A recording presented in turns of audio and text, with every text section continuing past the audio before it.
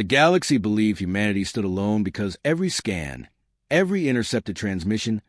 every cautious probe into the Sol system showed a single species clinging to a yellow star with outdated ships and fragmented politics. And when the Kethri combined presented this conclusion to the Galactic Council, their analysts spoke with calm certainty about isolation and inevitability, describing Earth as a world without allies, without ancient patrons, without the quiet backing of any elder. Civilization.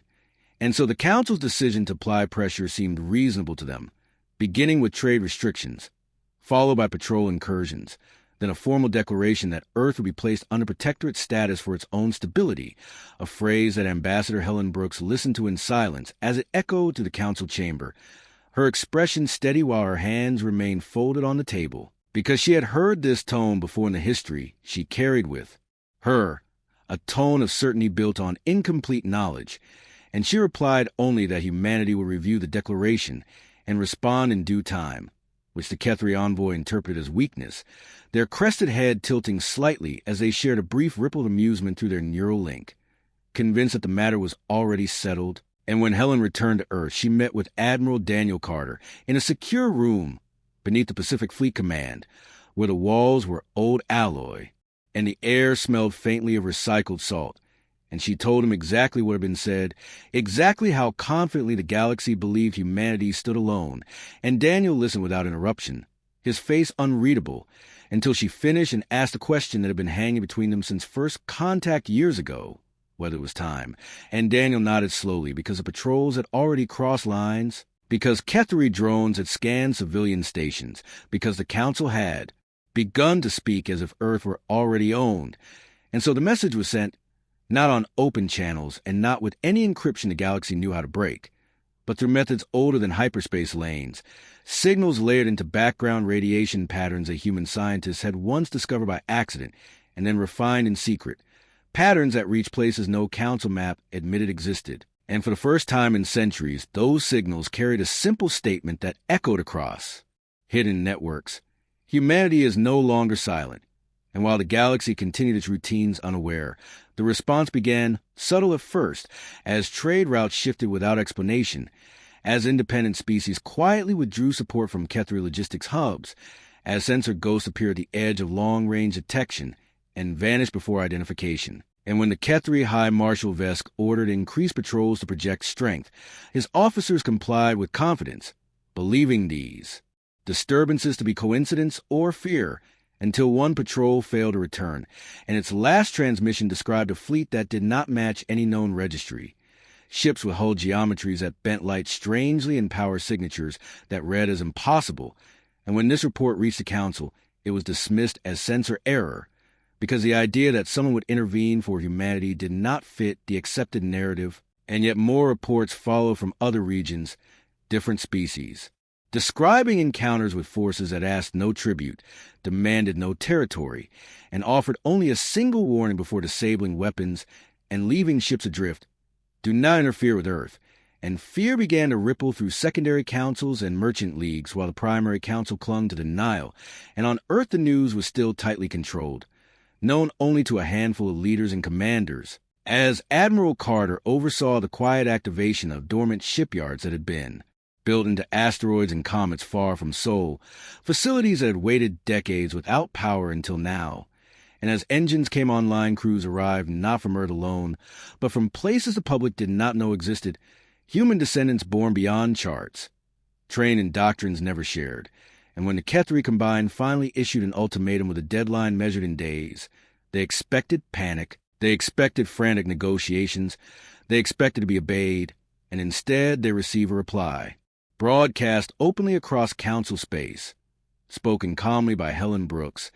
stating that humanity declined the protectorate and advised all forces to withdraw, because continued aggression would no longer be considered a misunderstanding, and laughter filled the Kethri command halls at that message, because it sounded like defiance without backing, until the galaxy learned the truth in a single moment when hyperspace ruptured across multiple systems at once and fleets emerged that bore no counsel. Insignia,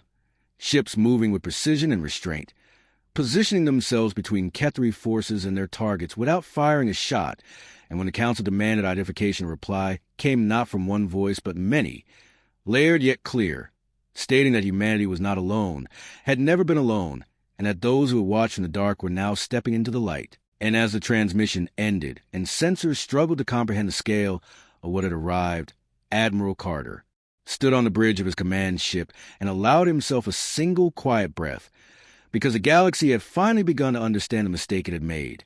And this was only the beginning. The arrival of the unknown fleet shattered assumptions across Council space as data cascaded through archives and threat models failed to keep pace with events, because these ships did not behave like conquerors or pirates. They did not seize stations or broadcast demands. They simply held position with a quiet certainty that unsettled every observer. And within hours, emergency sessions were called as representatives argued over explanations, some insisting these forces were mercenaries hired by humanity, others claiming they were rogue artificial constructs awakened by accident. But none of those theories held when a delegation from the Lyran Assembly transmitted a recorded encounter in which one of the unknown commanders spoke plainly, explaining that their presence was neither alliance nor conquest but obligation, that humanity was part of a wider human continuum spread through regions intentionally hidden from the galaxy after earlier cycles of expansion and collapse taught hard lessons about visibility and predation. And this revelation struck like a blow because it meant the Council's maps were not merely incomplete but curated by ignorance. While on Earth, Admiral Daniel Carter convened his senior officers and civilian leaders to outline what would come next, explaining that the Watchers beyond charted space were not rulers or masters, but kin who had chosen distance to allow Earth to develop without interference, bound by an agreement that humanity would face the galaxy on its own unless extinction-level coercion occurred. A threshold the Kethri Combine had now crossed through sustained military pressure and political erasure, and as he spoke, he made it clear that this intervention did not mean surrendering sovereignty, because the fleets holding the line answered to their own councils and commanders, each independent yet aligned by shared history, and their only demand was that Earth decide its path without external chains, a statement that weighed heavily on the room as leaders realized both the opportunity and the danger of what had been revealed, because secrecy once broken could never be restored. And while debate continued, the Kethri High Marshal Vesk rejected the warnings with open contempt, ordering his fleets to advance and test the resolve of these supposed guardians, believing that no coalition would risk open war over a single backwater species. And the first clash came near a binary system where a Kethri task force attempted to force passage, firing probing volleys meant to establish dominance, only to find their weapons neutralized mid-flight by fields they could not penetrate or counter,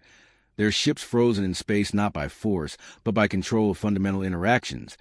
And when Vesk received the after-action report, he felt the first stirrings of doubt as the scientists admitted they did not understand the mechanisms involved, that the technology displayed exceeded known limits without violating observable physics. And this doubt spread as more Kethri units reported similar encounters. Their advances halted without casualties, yet with humiliating ease, and still the Council hesitated to acknowledge reality, because doing so meant admitting that humanity's apparent solitude had been a carefully maintained illusion, and across the galaxy smaller powers began to reassess their positions, some quietly reaching out to Earth with offers of dialogue, others withdrawing from Kethri-aligned treaties to avoid being caught on the wrong side of a growing divide. And in this shifting landscape, Helen Brooks returned to the Council chamber to speak again, this time not as a petitioner but as a representative of civilization newly revealed in its full context, stating calmly that humanity sought no revenge and no expansion, only recognition of equal standing and the immediate cessation of coercive measures. And as she spoke, the unknown fleets remained motionless on every display, silent reminders that the galaxy was no longer dealing with a lone world at the edge of known space, but with a truth it had never bothered to search for. And as the session ended in uneasy silence, it became clear that the balance of power had already changed, not through battle, but through the simple act of revealing that humanity had never truly been alone. As the reality of humanity's wider existence settled into the collective awareness of the galaxy, the political aftershocks grew more severe than any immediate military engagement could have achieved, because every assumption that had guided expansion, diplomacy, and control was suddenly suspect, and analysts across dozens of species began reviewing old records with new eyes, noticing gaps, anomalies, and unexplained failures that had once been dismissed as chance. While on Earth the public, revelation came carefully, released in stages to avoid panic. with leaders explaining that humanity had cousins beyond known space who had chosen silence not out of fear but strategy, and that this moment had arrived because that silence could no longer protect Earth. And although there was shock, there was also a strange sense of validation, as generations of human thinkers who had argued humanity was never truly alone were finally proven right. And amid this internal reckoning, Admiral Daniel Carter met with envoys transmitted from several of the revealed human polities. Their images projected into the command chamber as calm men and women of varied ages and accents spoke with familiarity rather than authority, recounting shared origins and divergent paths, explaining how earlier encounters with aggressive empires had taught them that visibility invited control, and how they had agreed long ago to watch over developing human worlds without shaping them, stepping in only when annihilation or permanent subjugation loomed. And Carter listened carefully because this was not a rescue but convergence, and the responsibility of first response still rested with Earth, while beyond Sol, the Kethri combined struggled to contain the narrative collapse spreading through their domain, as subject species questioned why their rulers had misjudged humanity so completely, why they had provoked forces beyond comprehension, and High Marshal Vesk faced unrest among his own ranks as captains whispered about orders that no longer made sense, yet pride and fear pushed him forward, and he authorized a decisive demonstration meant to reassert dominance,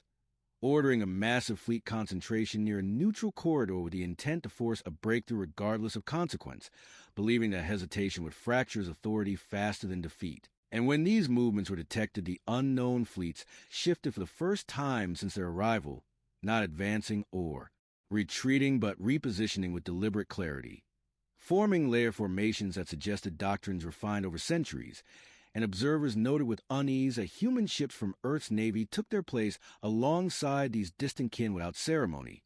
their systems integrating seamlessly as if designed for this exact moment. And when the Kethri fleet emerged from hyperspace, an overwhelming numbers of the galaxy held its breath, expecting devastation. Yet what followed defied every model of warfare as the Guardians executed a containment operation rather than attack, isolating command vessels, severing coordination, and rendering propulsion inert across entire squadrons in seconds. And as Kethri ships drifted powerless, Vesk's flagship alone retained mobility long enough to transmit a final demand for explanation, and the response came from human commander whose voice was steady and unraised, stating that this action was not punishment but prevention, that further escalation would result in permanent loss of military capacity, and that the choice now lay with combined to withdraw and negotiate or to continue, and be rendered incapable of harming anyone ever again. And this moment marked a turning point not because of the display of power, but because of its restraint,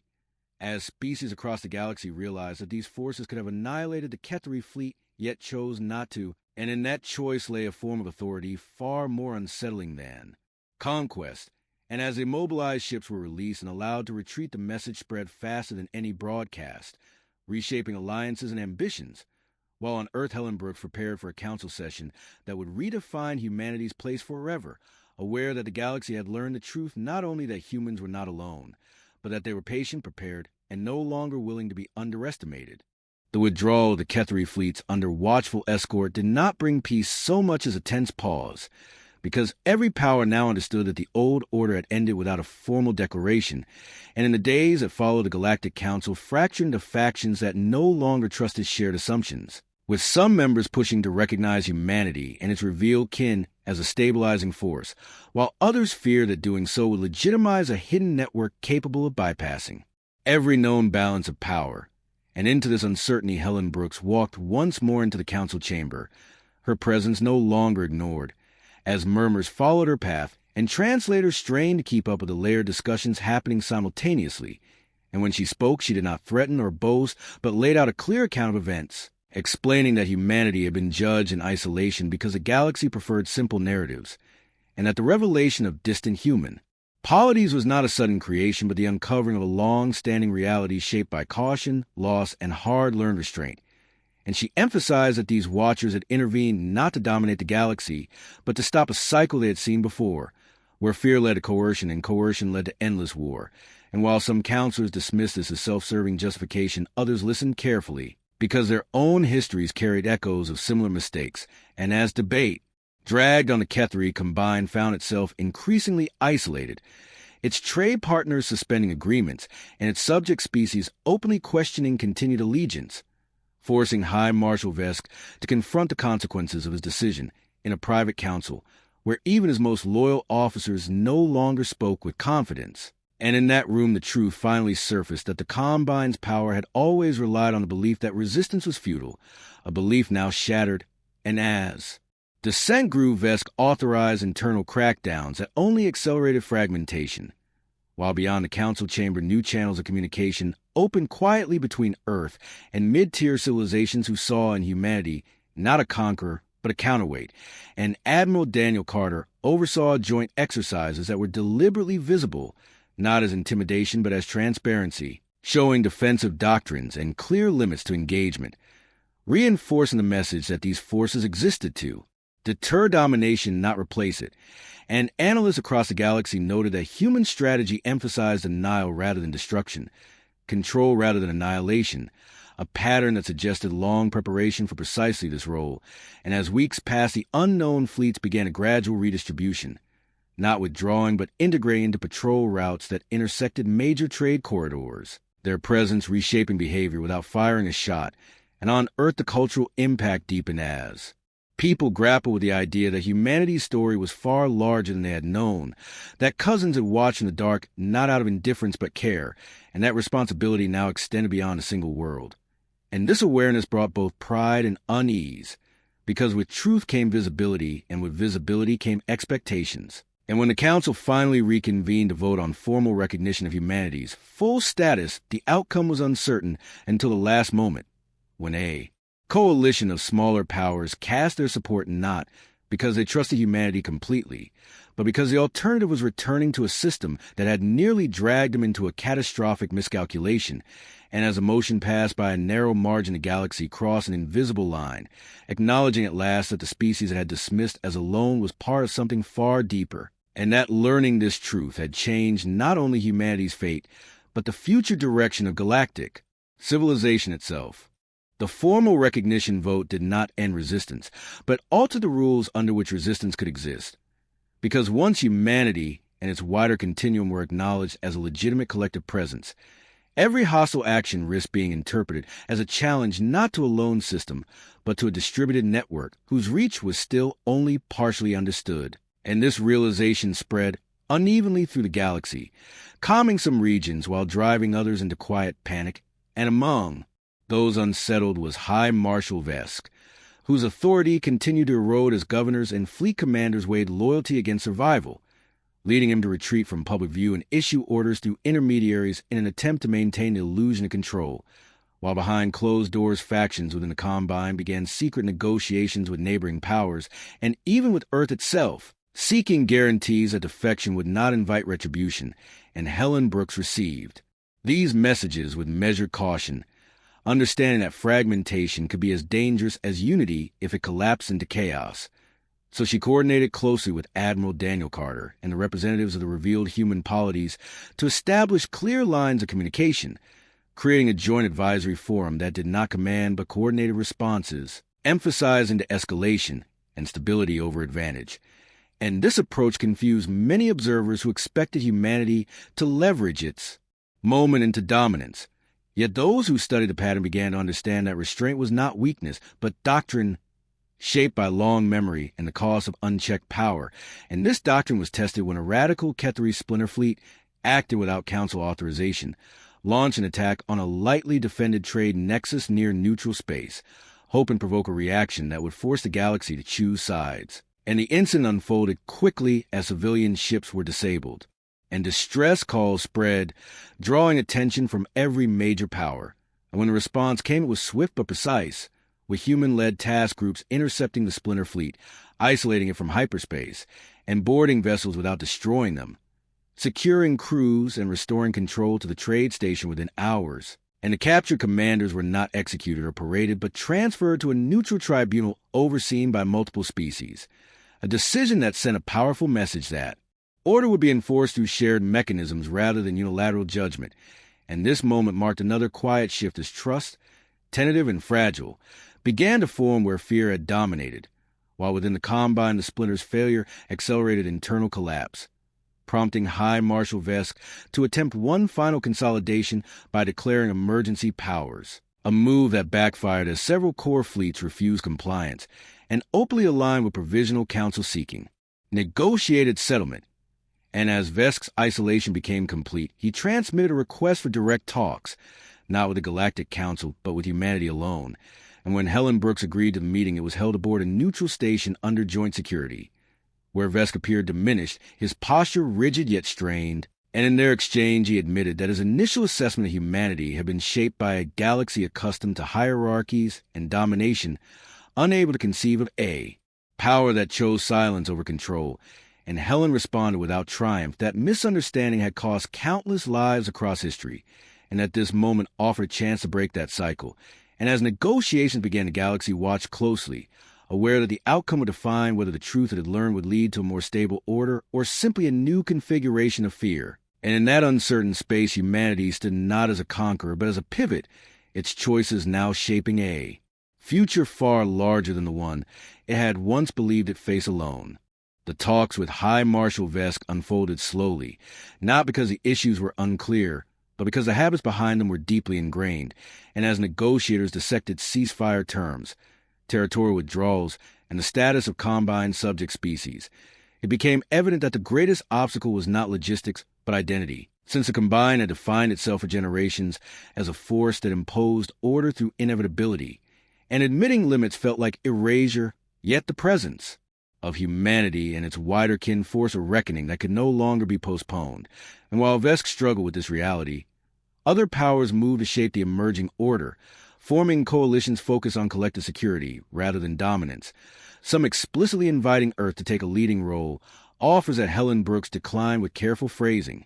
insisting that humanity would participate, but not preside, a stance that puzzled those accustomed to empires, but reassured smaller states, wary of trading one master for another. And during this period, Admiral Daniel Carter coordinated an unprecedented information exchange, releasing curated archives that explained the principles guiding human defensive networks, the thresholds for intervention, and the mechanisms for oversight, a transparency that carried risk yet demonstrated confidence. And analysts noted that while not every capability was revealed, enough was shared to establish credibility and intent, reducing paranoia and rumor. And this openness contrasted sharply with the secrecy that had long defined galactic power structures, gradually reshaping expectations. While within human society, the implications continued to ripple as people adjusted to knowledge that their history was one chapter in a much larger narrative,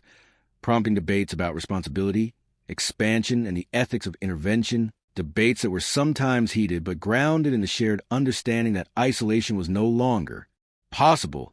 And this internal discourse strengthened rather than fractured consensus, because the decision to step into the light had been collective and deliberate, and as negotiations progressed, a provisional settlement took shape, dissolving the Ketheri Combine's coercive authority over multiple regions and replacing it with monitored autonomy agreements, a transformation that would have seemed impossible weeks earlier. And when Vesk finally signed the accord, he did so with visible resignation, but also relief, as if laying down a burden that had become unsustainable. And his withdrawal from public command marked the end of an era defined by imposed order. And as fleets redeployed and trade routes reopened under new guarantees, the galaxy entered a phase of cautious adjustment, learning to operate in a reality where power was distributed and accountability expected. And through it all, humanity remained under intense scrutiny, every action analyzed for signs of hidden ambition. Yet the consistency of restraint, mediation, and measured strength slowly reshaped perception, turning initial fear into wary respect. And by the time the first interspecies summit convened to formalize the new framework, it was clear that the truth the galaxy had learned was not merely that humans were not alone, but that they represented a different model of influence, one forged by long vigilance in the dark and a choice to step forward not to rule, but to ensure that no single voice could ever again claim inevitability over the fate of others. The interspecies summit convened under unprecedented conditions, with security protocols shaped as much by trust building as by defense, and representatives arrived carrying the weight of recent upheaval alongside cautious optimism, because the collapse of the old coercive structures had created space but not certainty. And in that chamber, humanity's delegation sat not at the center but among many, a deliberate choice that communicated intent more clearly than any speech. And as discussions unfolded, the focus shifted from preventing immediate conflict to addressing long-suppressed grievances, trade inequities, and security fears that had been masked by the dominance of empires like the Kethri Combine. And throughout these exchanges, human mediators listened more than they spoke, intervening only to clarify mechanisms or propose frameworks that emphasize shared verification and mutual restraint, drawing from doctrines refined over centuries of quiet preparation. And this approach slowly reframed expectations. As species accustomed to binary outcomes began to see value in processes that did not demand submission to function, while Admiral Daniel Carter coordinated parallel efforts beyond the summit, ensuring that the distributed human fleets maintained a consistent posture of readiness without provocation, rotating presence in ways that avoided permanence yet ensured rapid response, a balance that reassured trade networks and discouraged opportunistic aggression. And analysts across the galaxy noted that this stability was not enforced by fear alone but by predictability,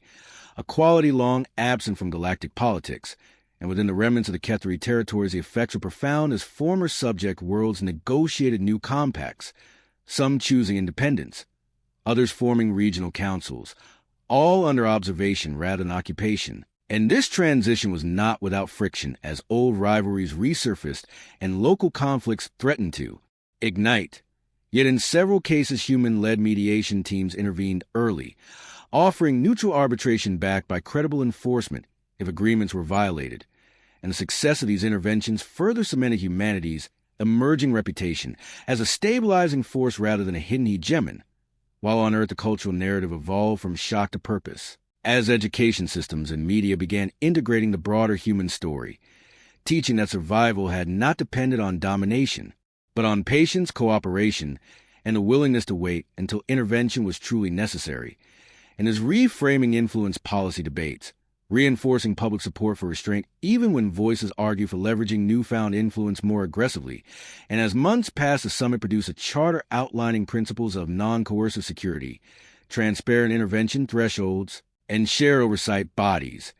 a document imperfect yet groundbreaking in its rejection of inevitability as a justification for power. And when the charter was signed, humanity did not celebrate with spectacle, but with quiet acknowledgement,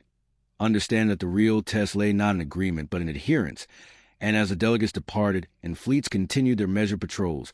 the galaxy adjusted to a new normal shaped by the truth it had learned, that humanity was not alone and never had been, and that the choice to step forward carried responsibilities that would define not only their own future, but the stability of a civilization that had finally begun to move beyond fear as its organizing principle. The months following the charter signing revealed its true weight not in ceremony, but in daily decisions. As patrol commanders chose restraint over retaliation, trade officials honored transparency clauses even when secrecy would have offered advantage, and oversight councils convened repeatedly to resolve disputes that once would have escalated into armed confrontation. And through these processes, humanity's role became less dramatic yet more consequential, because stability depended on consistency rather than spectacle, and Admiral Daniel Carter found his days filled with quiet approvals and denials that rarely made news but shaped outcomes across multiple sectors, while Helen Brooks transitioned from crisis envoy to institutional architect, helping design protocols that ensured no single species, including humanity, could unilaterally redefine intervention thresholds, a safeguard born from the knowledge that power without limits inevitably corrodes intent. And across former Kethri regions, the slow work of reconstruction and self-governance continued, uneven and fragile,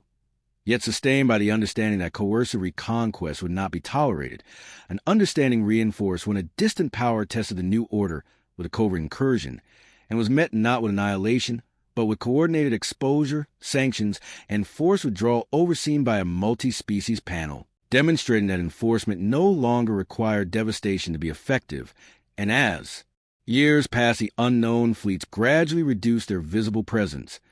not retreating into secrecy, but integrating into the shared security framework. Their watchfulness normalized rather than feared, and this normalization marked the final shift in perception as the galaxy accepted that humanity's wider kin were neither myth nor masters, but participants bound by the same rules they helped establish. And on Earth the story came full circle as a new generation grew up knowing the truth from the beginning. taught that humanity's survival had depended on choices made long before their birth, choices to wait, to watch, and act only when silence could no longer protect what mattered.